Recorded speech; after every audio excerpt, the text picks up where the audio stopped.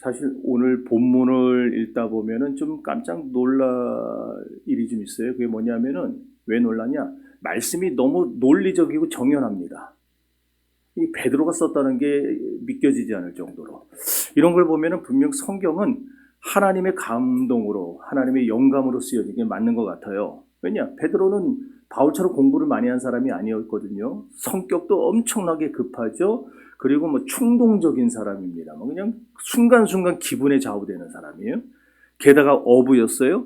그런데 이렇게 말씀이 논리적이에요. 그냥 탁탁탁탁 그냥 쫙쫙쫙쫙 이어집니다. 이런 걸 볼 때 진짜 성경이, 야, 이거 성령의 감동으로 쓰이는 게 확실하다. 그게 느껴지.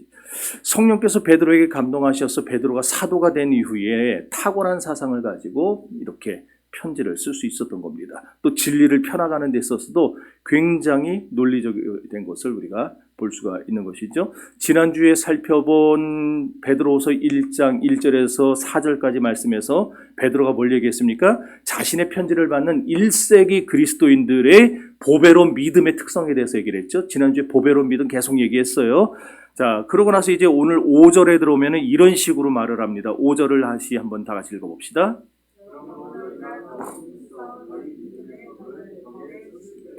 아멘. 또 색칠하기를 까먹었는데, 그러므로라고 있죠. 그러므로. 네. 이 그러므로라는 말은요, 앞에 말한 내용을 이어받는 접속사라고 하는 거예요. 이어받아서 앞에 이런 내용을 말해서 그래서 이런 거야 라고 말하는 그런 내용이에요. 그러니까 4절에서 말한 내용을 지금 이어가지고 있는 건데, 4절에 말한 내용이 뭐예요? 너희가 이 보배롭고 지극히 큰 약속을 받았으니, 그걸 얘기했어요. 우리가 이렇게 보배롭고 큰 약속을 받았어요. 그러니까 어떻게 해라? 세상에서 썩어질 것을 피하고 하나님의 성품에 참여하는 자가 되어야 되는데, 그러려면 더욱 힘써서 너희 믿음의 덕의 지식을 더해 나가야 된다. 그 얘기를 지금 하고 있는 거예요. 여러분, 지금 이제 여기 7가지 덕목이 나옵니다. 그 7가지 덕목의 순서를 염두에 두세요.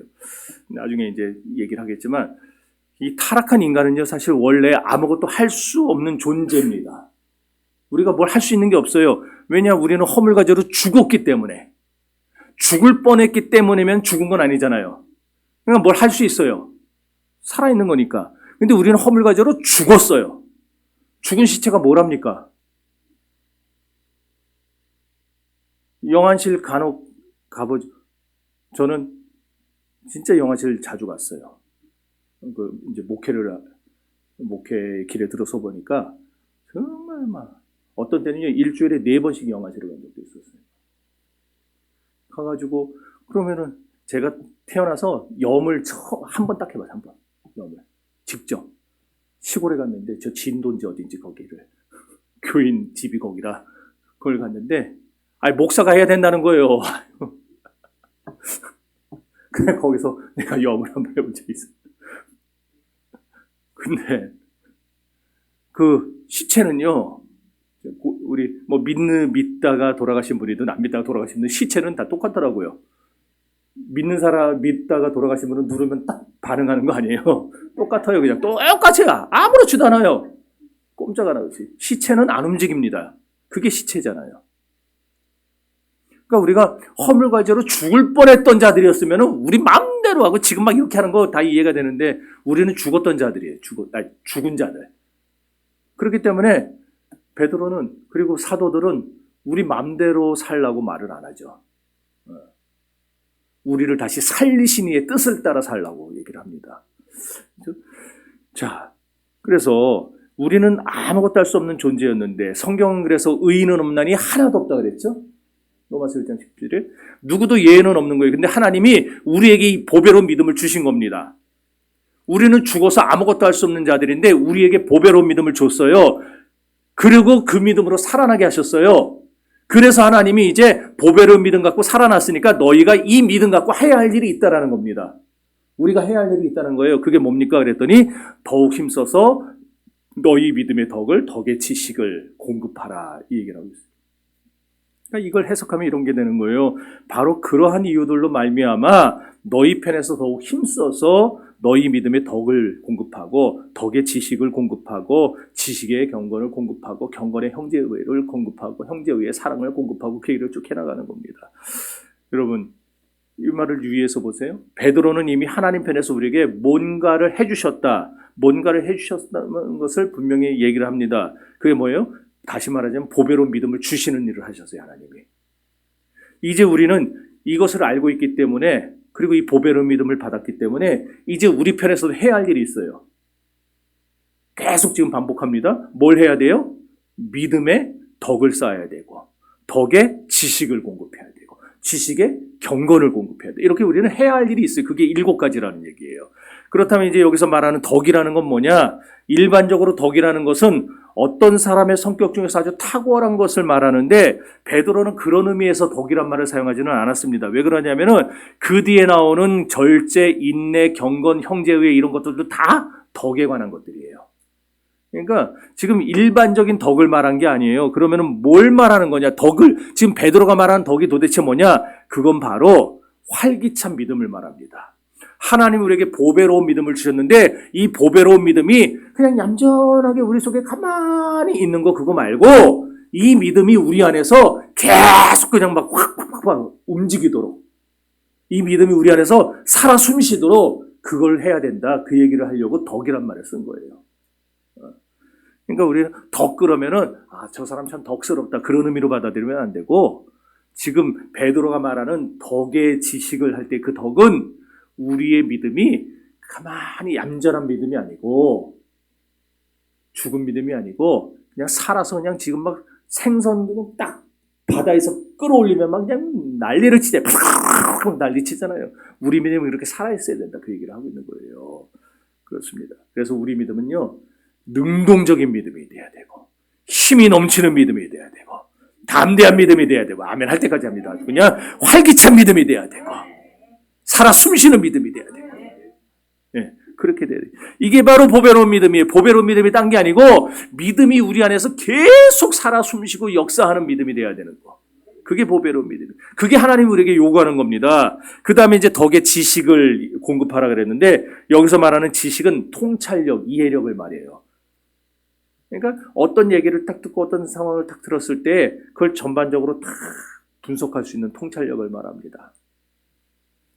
이게 지금 뭘 말하느냐? 사복음서를 보면은 베드로가 충동적인 사람이었다는 거 분명히 알죠? 그냥 기분 나쁘다고 말고의 귀를 잘라버렸던 사람이잖아요. 힘을 조절하지 못해서 낭패를 자주 당한 사람입니다. 막상 일을 저지르는 것도 후회도 자주 하죠. 베드로는 참 단순해요. 그냥 순간 화를 못 참아서 저질러 놓고 금방 후회합니다.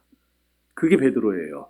근데 이런 자신의 과거를 지금 떠올리면서 이 편지를 받는, 베드로 후서를 편지를 받는 성도들이 옛날 자기처럼 그렇게 살지 말라고, 자기처럼 그렇게 그냥 막 저질러 놓고 후회하는 삶을 살지 말고, 어떤 일을 겪을 때, 어떤 말을 듣고 어떤 행동을 하고 어떤 일들이 벌어졌을 때에 그걸 깊이 이해하고 통찰할 수 있는 힘을 가져야 된다. 지금 요 얘기를 하고 있는 게 그게 지식이에요. 우리가 성경 이렇게 책 많이 보고 책에서 얻는 지식을 말하는 게 아니고 통찰력과 이해력을 말해요. 그렇게 번역을 해놨으면 제일 쉬운데, 그죠? 성경 번역할 때 덕이라 하지 말고 활기찬 믿음에 그 다음에 통찰력과 이해력을 더하고 이런 식으로 하면 얼마나 이해가 쉬워요. 근데 이렇게 해놓는 바람에 참 이거를, 그러니까 저 같은 사람이 먹고 살죠. 그러잖아요. 자, 보세요. 그러니까 힘만 앞세우는 사람이 돼서는 안 되고, 기분만 앞세우는 사람이 돼서는 안 되고, 우리는 항상 교회를 섬길 때에 깊이 새겨보고 통찰력을 가지고 섬겨야 됩니다. 그 다음에 말하는 게 이제 절제와 인내예요. 여러분, 비록 우리가 거듭나서 하나님의 성품에 참여했다고는 하지만 여전히 우리 안에 뭐가 도사리고 있느냐면은 옛사람의 성품이 도사리고 있어요. 그러잖아요. 저도 목사고 여러분 장로님, 권사님, 집사님들이시지만은, 성도님이지만, 여러분 안에는 우리가 거듭나서 하나님과 지금 뭐 같이 신앙생활을 하고 있다고 하더라도 우리 안에는 옛사람의 성품이 도사리고 있어서 이게 언제든지 갑자기 툭툭 튀어나와요, 이게 막. 참 저는 이런 설교할 때 딱 나만 그런 것 같아갖고 되게, 여러분은 전혀 안 그런데 이게 여기 도사리고 있어요. 이 옛사람이요 끊임없이 튀어나와갖고 뭘 우리에게 자꾸 요구합니까? 유혹하죠? 자꾸 욕망대로 살으라고, 정욕대로 살으라고, 너 하고 싶은 대로 하라고. 그렇게 자꾸 우리를 꼬셔요. 그런데 갈라디아서 5장 17절 여러분 잘 아는 말씀입니다. 거기에서 바울이 뭐라고 했어요? 육체의 소욕은 성령을 거스르고 성령은 육체를 거스르라니 이들이 서로 대적함으로 너희가 원하는 것을 하지 못하게 하느니라 그랬어요. 그러니까 우리 안에 이 옛사람의 속성이 숨어 있는데 이거는요 뭘 거스려요? 성령의 소욕을 거스려요. 그럼 성령의 소욕은 육체의 소욕을 거스려요. 그러니까 날마다 이 둘이 싸우는 거죠, 이 안에서. 근데 우리가 하나님 안에서 경건 생활에 힘쓰고 믿음이 자라고 은혜가 있으면은요 성령의 소욕이 이겨요, 육체의 소욕을. 그런데 우리가 날마다 성령 충만하지 못하잖아요. 날마다 성령 충만하기 최고인데, 그러니까 이 육체의 소욕이 가끔가다 이겨요, 우리를. 그때는 나도 세상 말하고 저주하고 나쁜 짓 하고 타락하고 이런 짓들을 하는 겁니다. 그러니까 우리가 교회 다니면서 아유 저놈의 인간 저 왜 저래 저거 그러는데 그게 자기가 하고 싶어서 그러겠어요? 믿음을 관리를 못하니까. 이 육체의 소욕이 가끔 이겨도 그 모양일 텐데 이게 맨날 이기니까 그렇게 되는 거예요. 그러니까 아유 저 사람 왜 저래 그 소리가 나오는 거예요. 여러분, 바울이 그래서 골로새서 3장 5절에서 이런 말을 합니다. 땅에 있는 지체를 죽이라. 그러니까 우리 안에 있는 육체의 소욕을 우리가 날마다 이겨야 돼요. 이 땅에 있는 지체, 육체의 소욕이 뭐예요? 바울이 해석을 해줬는데 곧 음란과 부정과 사욕과 악한 정욕과 탐심이라 그랬어요. 그런 다음에 뭐라 그래요? 탐심은 곧 우상숭배니라 그랬죠. 이런 지체들, 이런 땅에 있는 지체들, 여러분 안에 있는, 저 안에 있는 음란과 부정과 사욕과, 사욕이라는 게 뭐예요? 개인적인 어떤 그런 나쁜 욕심들, 그런 거, 악한 정욕, 탐심, 이런 거, 이런 지체를 우리가 죽일 수 있기를 바랍니다. 그게 뭐예요? 그게 절제예요, 그게. 그래서 기독교인에게 절제가 굉장히 중요한 덕목이에요. 절제할 줄 알아야 됩니다. 그 다음에 나온 게 뭐냐면 인내가 나와요. 인내. 인내가 뭡니까? 1인내의 준말이에요? 인내! 이거예요? 인내는 그게 아니죠? 그렇죠. 참는 거, 견디는 거. 그것도 잘 견디는 거. 그게 인내입니다.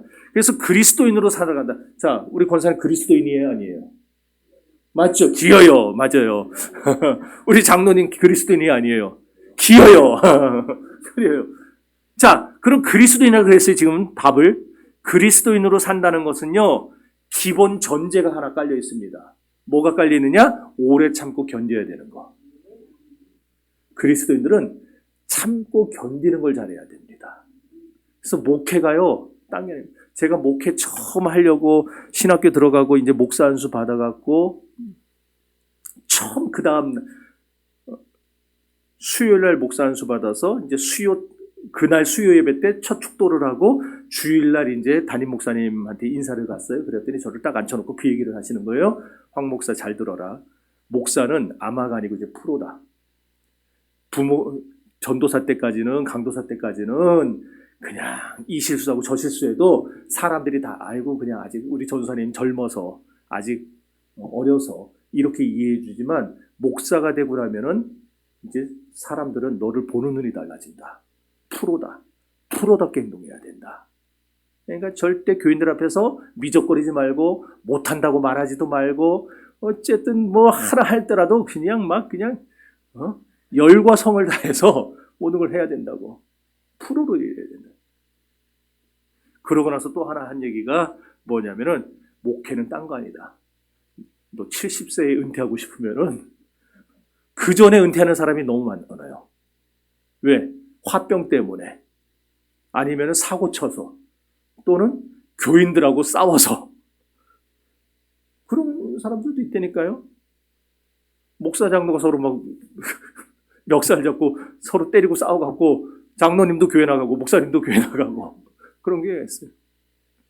그런 예들이 많아요. 그러니까 저한테 그런 거예요. 너 70세에 은퇴하고 싶으면은 참아라.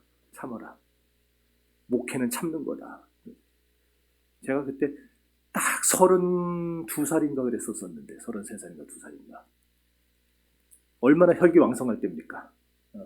근데 그 얘기를 듣고 진짜 그때부터 참는 거. 그래갖고 온몸에 그냥 막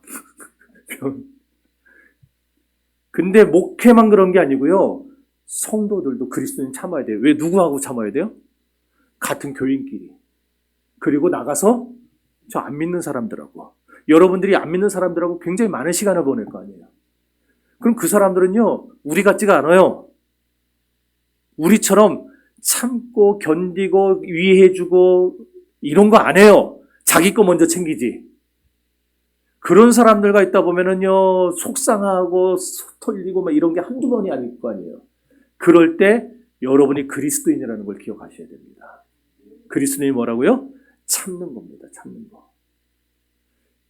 우리 구주 예수께서 너희를 대하여 이같이 참으신 것처럼 너희도 그리하라. 우리도 참아야 됩니다.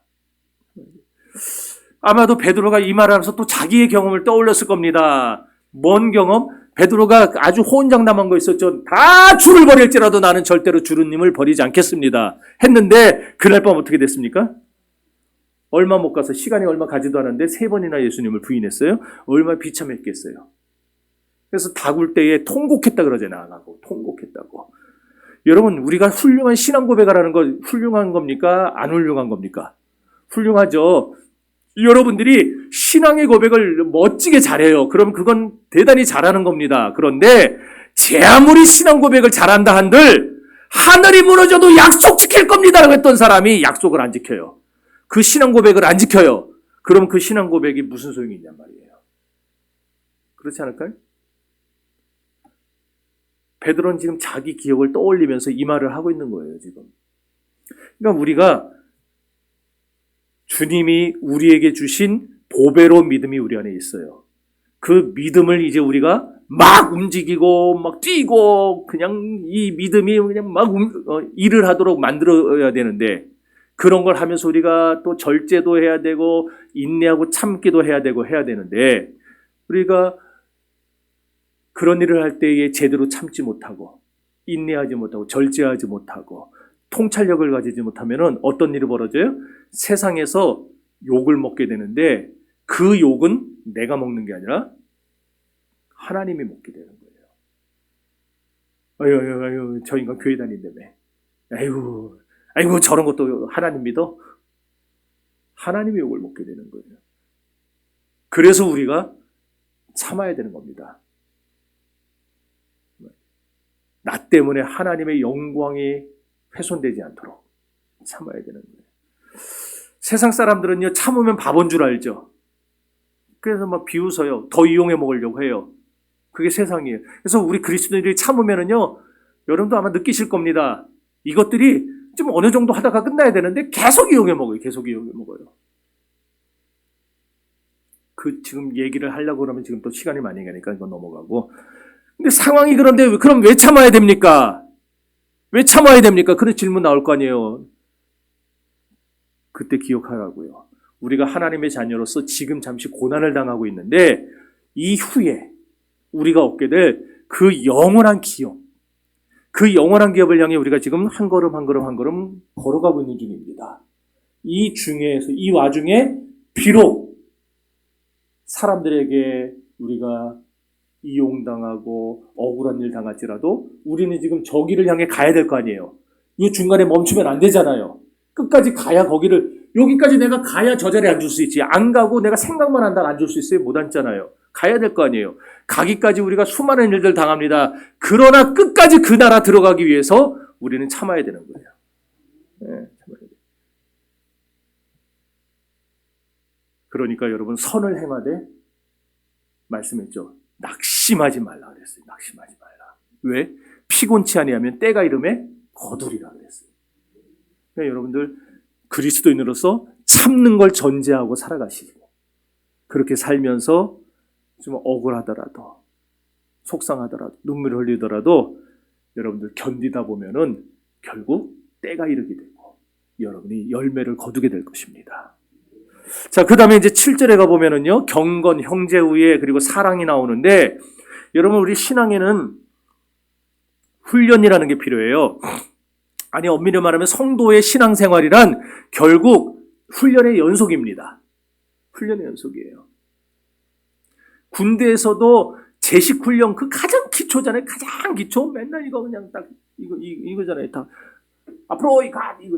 그 다음에 좌양좌, 이거 땡 야, 이것만 해요. 내 이것만 해. 이게 가장 기초거든요. 근데 이거를 해놓으면은요, 이게 나중에 빛을 볼 때가 와요. 그냥 잠자면서도 뭐 세워 총으로 착착착착 이거 하고, 그 다음에 엎드려 쏴 뭐 이런 거 다 있어요. 잠자면서도 할 수 있을 정도로 훈련을 받는 거예요. 그러면은 언제 빛을 발해요? 실전이 터졌을 때. 우리 몸이 자동적으로 하고 있어요, 그거를. 나를 보호하기 위해서, 살기 위해서. 그래서 신앙훈련도요, 이거는 결국 내가 살기 위해서 하는 거예요. 내 영이 살기 위해서. 이 악한 세상에서 내가 저 마귀에게 잡아먹히지 않고 내 영이 살아남기 위해서 우리는 신앙훈련을 게을리하면 안 되는 거예요. 그래서 우리는 지금 수요일도 나온 것이고, 금요일도 하고, 주일도 하고, 오후도 하고, 새벽도 하고, 아무튼 그냥 모일 때마다 하고 또 뭐 하는 거예요. 뭘 좀 더 만들어야 되나? 하는 거예요. 자, 그런데 이런 훈련 중에서 가장 기초, 아까 군대에서 가장 기초는 제식훈련이라는데, 신앙훈련에도 가장 기초가 있어요. 결정적인 훈련이 있어요. 그게 뭐냐? 하나님과의 관계 설정입니다. 여기서부터 시작하는 겁니다. 하나님과 나와의 관계를 어떻게 맺느냐? 하나님은 나에게 어떤 분, 나는 하나님에게 어떤 존재, 요거를 정확하게 관계를 맺는 것부터가 바른 신앙훈련의 기초가 시작되는 거예요. 그래서 우리가 하나님과의 관계를 잘못 맺으면 어떻게 되겠어요? 우리 신앙생활은 첫 단추부터 잘못 꿰는 겁니다. 그러잖아요. 이거 처음에 여기다 꿰면 여기다 이렇게 하면은 이거 우는 것 같이. 처음부터 잘해야 되잖아요. 첫 단추부터. 그런 하나님과의 관계 설정에 있어서 제일 중요한 건 뭐냐? 경건이에요. 경건. 경건은 다른 말로 하나님의 영광을 위한 삶입니다. 그렇습니다. 저와 여러분의 인생의 가장 주된 동기가 뭐냐? 하나님을 영화롭게 하며 주님을 영원토록 즐거워하는 것. 찬양하는 일인 줄로 믿습니다. 그 다음에 하나님과의 관계 설정에서 두 번째로 중요한 건 뭐냐? 형제우애예요. 형제우애. 베드로는요, 1세기 그리스도인들에게 서로 사랑하고 서로 참을 것을 강권하고 있어요. 형제우애가 부족하게 될 때 교회는 안팎으로 어려움을 당하게 됩니다. 형제우애에 대해서 더 자세히 알고 싶으신 분은요, 시간 없으니까 나중에 가셔서 고린도전서 13장을 보시면 돼요. 고린도전서 13장 사랑장 아닙니까? 예, 거기에 형제우애를 어떻게 해야 될지가 자세하게 나와 있습니다. 그 말씀을 마음에 새기시고 서로 우애 있는 삶을 살아가는 저 여러분이 될 수 있기를 바랍니다. 그 다음에 하나님과의 관계 설정에서 세 번째로 중요한 게 있어요. 그게 뭐냐? 모든 사람을 사랑하는 거예요. 자, 그러니까 여러분의 마음속에 큰 사랑을 가지십시오. 그 사람의 속에 있는 영혼을 보려고 노력하십시오. 그들의 영혼에 무엇이 필요한가를 보려고 노력하십시오. 마태복음 5장 45절에서 예수 하나님은 해를 악인과 선인에게 고루 비치시고 비를 의로운 자 불의한 자에게 골고루 내려주시는 분이라고 그랬어요. 햇빛은요, 성도에게만 내리쬐고 불신자들에게는 날마다 구름만 있는 거 아니에요. 비가 성도에게만 내리고 불신자에게는 비가 안 내리는 거 아닙니다. 하나님은 골고루 내려주세요. 골고루 내려주세요. 그 뭐예요? 하나님은 속이 좁은 분이 아니라는 거예요. 사실 하나님의 원수들 아니에요. 마귀에게 사로잡혀 있으니까 하나님의 원수 아니에요. 그런데 하나님은 그 영혼을 불쌍히 여기세요. 그 영혼을. 그래서 죄는 밉지만, 그를 뒤에서 조종하고 사로잡고 있는 악한 사탄은 밉지만, 그거에 사로잡혀서 고통당하는 그 영혼을 불쌍히 여기기 때문에 당신의 외아들마저도 세상에 보내신 거 아니에요. 근데 하나님이 그러신 것처럼 우리도 그러기를 바라신다는 겁니다. 우리도. 그래서 사람들에게 우리가 사랑으로 달아가기를 원하신다는 것입니다. 믿습니까? 그래서 정말 징그럽게 힘든 일이죠. 우리가 하나님처럼 사랑한다는 거. 징그럽게 힘들어요. 참 더럽게 하기 힘들어요. 그런데 그래도 사랑이 우리를 다스리도록 그렇게 계속 노력하자는 얘기입니다. 사랑이 저와 여러분을 다스릴 수 있게 되기를 바랍니다. 자, 그래서 베드로가 지금까지 7가지 덕목을 설명했어요. 각각의 덕목이 다 중요하죠. 다 중요해요. 그런데 베드로가 진짜 하고 싶은 말은 뭐냐? 이 각각의 덕목이 다 7개가 다 중요하지만 사실 이 모든 것이 7개가 우리 안에서 조화를 이루는 삶을 사는 게 훨씬 중요하다. 그 얘기를 하고 있는 거예요. 이 각각의 덕목이 다 중요해요. 다 필요해요. 그러나 우리 안에서는 7개가 서로 어우러져서 조화를 이루는 삶을 살아가는 게 훨씬 중요하다는 겁니다. 예를 들어서 어떤 사람은요, 매우 이성적이에요. 교양이 넘칩니다. 말 한마디를 해도 아주 우아하고 엘레강스해요.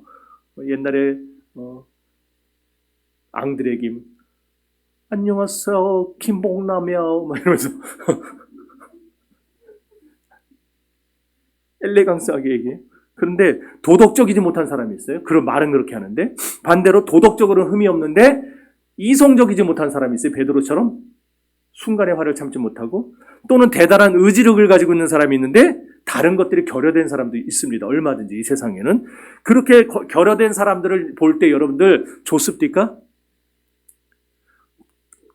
버스나 전철에 탔는데 막 거기서 그냥 개를 데리고 타서 개가 똥 싸는데 치우지도 않고 그런 사람들 보기 좋습니까?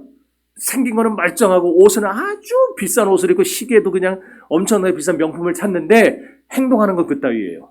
그런 사람 보면 좋냐고요.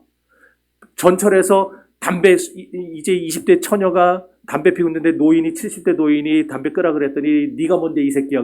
그거 보기 좋냐고요. 그렇게 결여된 사람들이 있다니까요.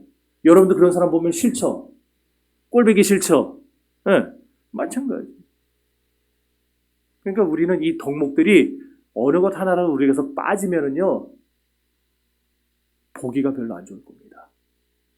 그죠? 하나만 있어도 좋은 거지만 사실 이 모든 게 다 우리 안에 들어와 있어야 그게 가장 좋은 거예요. 다시 말해서, 그래서 이제 그걸 말하기에 7절 마지막에 더하라 그런 거예요. 이 7가지를 다 더해라. 다 더해라. 여러분, 성가대가 합창할 때 보면은 소프라노 있고, 알토 있고, 테너 있고, 베이스가 있어요. 각자 소리를 낼 때, 괜찮아요. 근데 이 4개가 어우러져서 소리를 합창을 하면 훨씬 듣기 좋죠. 아름답죠. 조화를 이룰 때 아름다운 거예요. 또, 무지개는요, 빨주노초 파남보죠. 7가지 색깔입니다. 근데 그 중에 어느 한 색깔이 빠져있어요. 그럼 되게 어색합니다. 조화를 이루지 못하니까 어색한 거예요. 우리 몸에는 수많은 지체들이 있어요. 팔, 다리, 머리, 몸 할 거 없이 이 안에도 외부적인 지체만이 아니라 내부적으로도 장기들이 있어요. 폐, 간, 콩팥, 별거 다 있어요. 그렇죠? 근데 이 중에서 어느 거 하나가 빠졌어요. 그럼 어떻게 되겠습니까? 정상적으로 못 살겠죠. 정상적으로. 조화를 잃고 몸이 망가지게 되는 겁니다. 베를린 필하모닉 오케스트라 여러분 들어보셨어요? 빈 합창단. 그런 사람들의 공연을 보면은요, 악기와 사람들이 공연 시작하기 전에 각자 세기를 조절을 해요. 우리가 들을 때 그냥 소음 같은데, 그걸 통해서 자기의 악기가 저 사람 악기에 비해서 너무 튀지 않는가, 이걸 조율하고, 그 다음에 노래를 하는 사람들도 내 목소리, 다들 성악을 전공한 사람들 아니에요. 그럼 막 할 수 있는데 다른 사람의 소리를 들어가면서 자기 목소리를 조절을 해요. 그래서 나온 소리가 하모니라 그러죠. 조절된 소리, 조화로운 소리. 그 조화로운 소리를 우리 귀로 들으니까 아름다운 거예요. 근데 조화롭지 못한, 조절되지 못한 소리를 막 내면 어떡하겠어요? 소음이 되는 거예요. 시끄럽고 듣기 싫고. 마찬가지입니다. 오늘 우리 그리스도인들의 삶이 이와 같이 균형을 이루고 조화를 이루어야 됩니다. 덕, 지식, 절제, 경건, 형제 우애, 그 다음에 또 사랑, 이 모든 것들이 우리 안에서 어느 거 하나가 그냥 툭툭 튀어나오는 게 아니고 7개가 조화를 이룰 때 우리가 그리스도인으로서 하나님 보실 때에도 1등 그리스도인이 되고, 사람들이 보고 우리 형제자매들이 볼 때도 참 멋있는 믿음의 사람이 될 수 있는 것입니다. 우리가 서로 균형을 이루고 조화를 이루는 신앙생활을 할 수 있게 되기를 바랍니다. 그러기 위해서 베드로가 이제 믿음과 사랑을 강조했던 겁니다.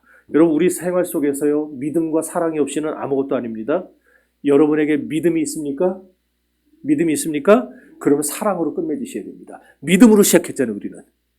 예수 믿음으로 시작했잖아요, 우리 신앙생활을. 그럼 우리의 마지막은 뭐냐? 사랑으로 끝내야 돼요. 믿음으로 시작한 삶, 사랑으로 끝내자. 뭐가 표 같네.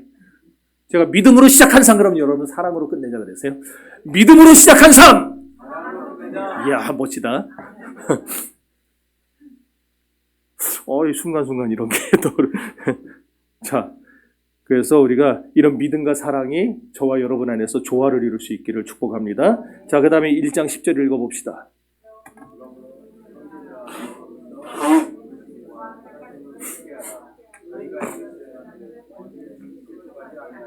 아멘. 여기 부르심과 택하심 나오죠? 오늘 이게 설교 제목입니다. 부르심과 택하심. 자, 부르시는 이가 누구예요? 하나님이죠. 택하시는 분은 누구예요? 하나님이죠. 그러니까 1절에서도 봤듯이 믿음이라는 거는요, 내가 갖고 싶다고 하는 게 아니고 하나님이 주신 선물이었죠. 하나님이 여러분에게 믿음 주셔서 예수 믿은 겁니다.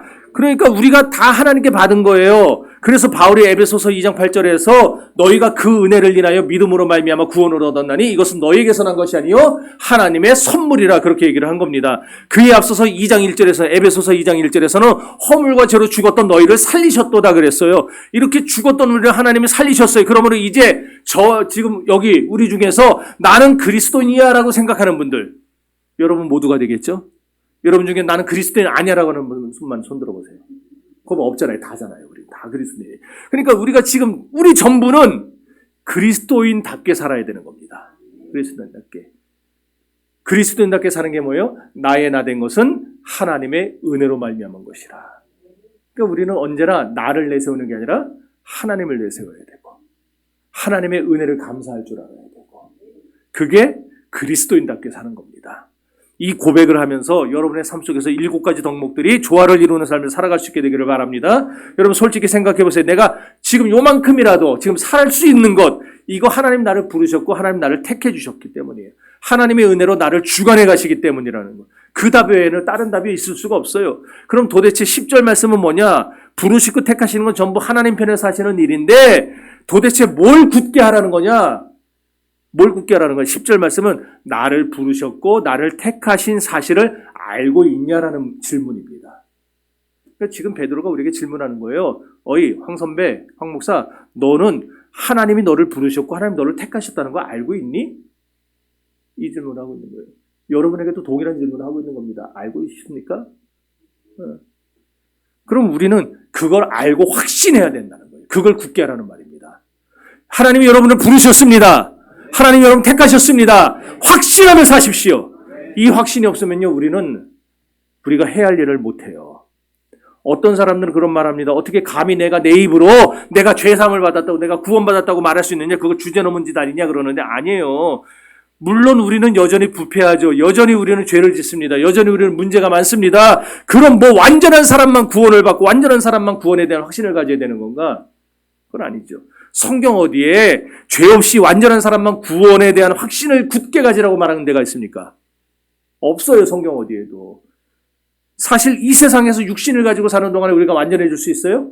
완전해지지 못해요. 저도 완전해지지 못해요. 여러분도 마찬가지고. 왜냐하면 아담이 범죄한 이후로 우리 속에는요 2가지 성품이 있다 그랬잖아요. 옛 것과 새 것. 이게 날마다 영과 육이 싸우고 있는데 어떻게 우리가 완전해집니까? 이 싸움이 우리가 죽을 때까지 계속될 건데 완전해질 수 없어요. 완전해지지 못하는데 그러면은 구원에 대한 확신을 완전해지지 못했으니까 가지지 말라? 그건 아니죠. 우리가 완전해지지 못했기 때문에 그럴수록 더욱 구원에 대한 확신을 가져야 됩니다. 왜냐?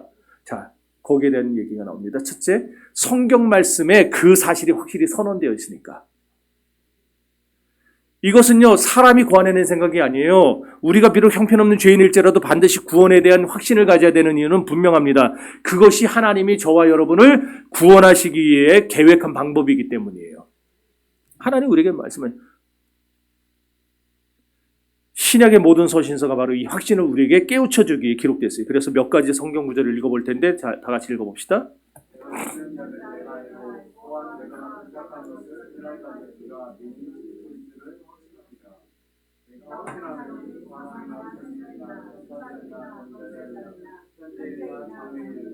능력이나 높음이나 기품이나 다른 어떤 피조물이라도 우리를 우리 주 그리스도 예수 안에 있는 하나님의 사랑에서 끊을 수 없으리라.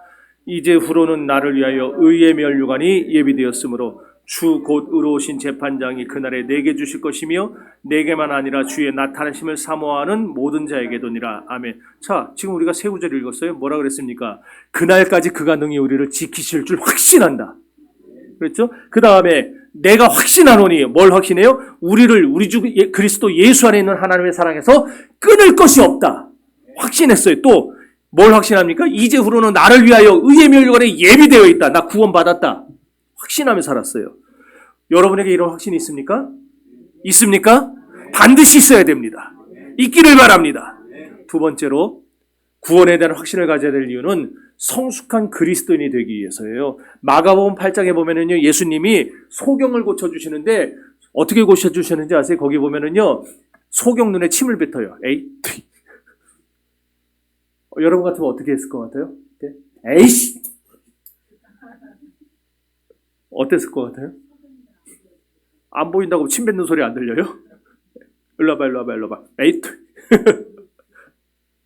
근데 그 소경에게 침 뱉고요, 예수님이 또 안수를 해주세요. 그런 다음에 소경이 눈을 떠요. 떴는데 처음부터 잘 보입니까? 아니, 처음부터 잘 안 보여요. 그래서 예수님이 야, 뭐 보이냐 그랬더니 소경이 뭐라 그러냐면은 나무 같은 것들이 걸어다니는 것을 보나이다 그랬어요.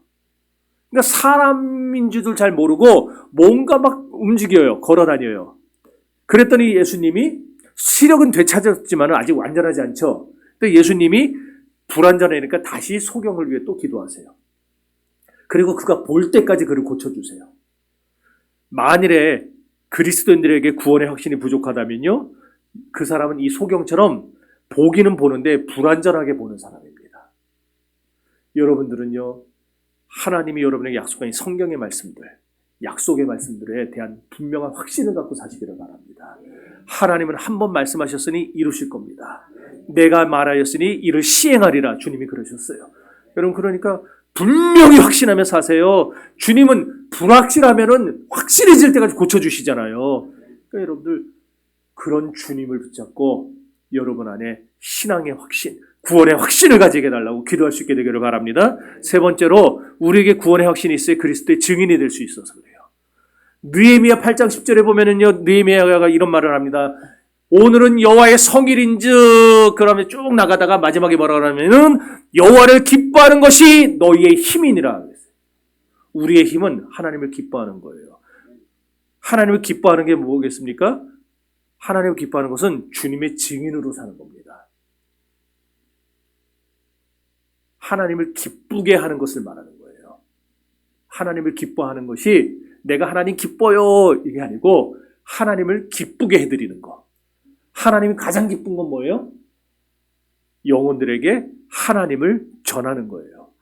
그걸 하나님 가장 기뻐하세요. 자, 그런데 내가 확신이 없어요. 내가 구원받은 확신도 없고 하나님 나를 천국 데려가시는 확신이 없어요. 그럼 그 사람이 하나님을 증거할 수 있겠어요? 못해요. 하더라도 미적거리면서 하겠죠. 그래서 나도 잘 모르겠는데 아무튼 예수 믿으면 좋은 게 있을 것 같아. 그렇게 되겠죠. 확신이 있어야 전할 수 있습니다. 확신이 있어야. 역사를 통해서 하나님께 크게 쓰임받은 사람들을 보면은요, 전부 다 확신이 있는 사람들이었어요. 하나님이 저 사람 건져내신다. 하나님이 나를 이끌어내신다. 하나님이 축복하신다. 확신이 있는 사람들이 강하게 얘기할 수 있는 거예요. 전 그런 점에서 여러분들이 확신을 가지기를 바랍니다. 세상 사람들 우리를 바라보며 주의 깊게 살펴보고 있어요. 왜 바라보고 살펴보느냐? 그들은 살아가는데 확신이 없거든요. 근데 우리는 확신이 있어요. 그럼 저 인간은 도대체 뭐 쥐뿔도 없는 게 맨날 저렇게 뭐 자신 있게 살아가나 지켜보는 거예요. 그래서 우리를 보면서 궁금해해요. 도대체 저 사람이 믿는 하나님이 뭐길래, 하나님이 뭐길래요? 이번에도 우리 교회에 어떤 분이 한 분이 오셨잖아요. 김숙자 성도님이 오셨는데 우리 권사님 보고 있는데 당신 다니는 교회 나 지금 갈 수 없을까? 확신 있게 사니까 붙는 거예요. 그냥 확신 있게 사니까. 왜 본인 아멘 안 해요? 할렐루야. 확신 있게 살면은 붙어요, 그렇게. 왜? 궁금하거든요. 저 사람 저기 왜 저러나 저거. 그러면서 그런 생각이 들어요. 나는 저렇게 살 수 없을까? 나도 저렇게 살고 싶은데. 그 비결이 뭘까? 이렇게 확신이 있는 사람에게는요, 사람을 끄는 힘이 있습니다. 오늘 우리 교회에, 아니 모든 교회, 그리스도를 주님으로 고백하는 이 세상에 있는 모든 교회들은요, 다 그런 사람들이 필요합니다. 확신 있는 사람들. 그러니까 우리 교회도, 그리고 저 앞에 주는 교회도, 독일 교회도, 뭐 예수비전 교회도, 베델 교회도 다, 또 하나 빠졌나? 세길교회요. 세길교회도 다 이런 확신 있는 그리스도인들이 넘쳐나기를 바랍니다. 예, 세상도 그런 사람을 찾잖아요. 저와 여러분이 하나님의 부르심과 택하심을 더 확신할수록 우리는 더 많은 사람을 그리스도로 인도하게 될 것이고 더 많이 도울 수 있게 될 줄 믿습니다. 자, 그러면 우리가 어떻게 이런 확신을 얻을 수 있느냐? 어떻게 부르심과 택하심을 굳게 할 수 있는가? 여기에 두 가지 위험이 있어요. 하나는 지나치게 자기를 성찰하는 위험이 있어요. 어떤 사람들은 전혀 자기 성찰을 하지 않아서 문제지만은 어떤 사람은 지나치게 자기 성찰해서 문제입니다. 예를 들어서 이런 사람 왜 문제냐? 자신의 영적 상태를 진단하느라 인생을 전부 허비해버려요. 그러니까 자기 일을 하면서 가정을 돌보면서 자기를 성찰해야 되는데 맨날 자기만 돌아봐요. 가정 일은 안 해요. 그러니까 다른 일은 못하는 겁니다. 두 번째 위험은 자기 주관적인 태도나 체험이나 환상 같은 거를 지나치게 맹신하는 위험이 있어요. 여러분, 성경에서 확신을 얻는 방법을 우리에게 가르치고 어떻게 가르치느냐? 주 예수 그리스도에 대한 객관적인 믿음을 통해서 우리가 확신을 가져야 된다 그랬어요. 믿음을 통해서 확신을 가져야지 내 주관적인 체험을 가지고 확신 가지면 안 된다는 거예요. 그게 뭐 괜찮으면 처음에는 문제 없는 것 같아 보이지만 자꾸 주관적인 체험을 신봉하다 보면은 나중엔 더 자극적인 것, 이런 것만 찾게 돼 있어요. 우리는요, 내 체험을 다른 사람에게 일방적으로 요구해서는 안 됩니다. 예를 들어서 저는 병을 고쳐봤어요. 저는 귀신도 쫓아내봤습니다. 그리고 환상을 본 적도 있어요. 근데 그런 내 체험을 여러분 모두에게 일반적으로 적용시킬 수는 없어요. 만약 일반적으로 적용시키면 이런 거죠. 왜 못해? 왜 귀신 못 돼? 왜 환상을 못 봐? 그럴 거 아니에요. 그럼 못하는 사람은 여기 붙어 있을 수가 없어요. 그런 사람들만 있게 되겠죠. 그러다가 이제 2단 되고 3단 되는 거죠, 이제. 네. 여러분도 마찬가지입니다. 여러분이 하나님께 받은 은혜들이 있어요. 근데 그 은혜들을 다른 사람에게, 못하네? 에이. 이렇게 하면 안 된다는 거예요. 네. 자기 체험이나 환상은 어디까지나 주관적인 거잖아요. 주관적인 거. 그러면 우리가 어떻게 객관적인 믿음을 가질 수 있느냐? 믿음의 주요 또 온전케 하시는 예수를 바라볼 때 가능합니다. 그러니까 여러분들, 내가 나를 바라보면 나의 죄와 어두움이 보여요. 그래서 자꾸 더 자극적인 거, 더 신비한 거, 이런 것들을 추구하고 그런 내가 굉장히 1등 신자가 된 것처럼 착각하고 그러는데 그게 아니에요. 우리는 나를 보지 말고 주님을 봐야 됩니다. 하나님을 봐야 돼요. 그럴 때 나의 모습이 보여지고 내 죄가 보여지고 주님 안에서 내가 자랑할 것이 아무것도 없다는 것을 깨닫게 되고 나와 너도 당신도 다 주님 안에서 똑같구나. 이걸 알고 우리가 객관적으로 신앙생활을 해나갈 수가 있게 되는 거예요. 여러분, 그러니 이제 내 죄 때문에 십자가 달려주신 예수만 바라봅시다. 객관적으로 생각합시다. 절망이나 죄에서 벗어나서 주님을 향해 눈을 돌립시다. 주님은 의인을 위해서가 아니라 죄인을 위해서 오셨습니다. 죄인을 위해서 죽어주셨습니다. 그러므로 우리가 죄를 깨달을 때 그리스도를 바라보고 그와 함께 출발하며 객관적으로 생각해야만 하는 것입니다. 오늘 베드로의 권면을 기억하십시오. 말씀을 맺겠습니다. 믿음의 덕을 덕의 지식을, 지식의 절제를 절제의 인내를, 인내의 경건을, 경건의 형제우애를, 형제우애의 사랑을 더하십시오. 그리스도를 생각하는 것에만 머무지 말고 그리스도인의 생활을 실천하는 데까지 나아가십시오. 이렇게 주를 위해서 경건하면 경건할수록 우리는 더 큰 확신을 가지게 될 것입니다. 믿는 것과 행하는 것은 둘이 아니에요. 믿는 것과 행하는 것은 하나입니다. 믿는 대로 행할 수 있는 것입니다. 이것이 그리스도인의 생활 원칙이에요. 이것이 부르심과 택하심을 굳게 하는 길입니다. 여러분은 죄사함을 받았고 신의 성품에 참여하는 자들이 되었습니다. 그러니 이제 이 7가지 덕목을 실천하면서 경건에 힘쓰므로 나는 하나님의 자녀라고, 나는 구원을 받았다고 확신하면서 살아가는 저와 여러분이 다 되실 수 있기를 주님의 이름으로 축원합니다. 축원합니다. 이제 찬양하면서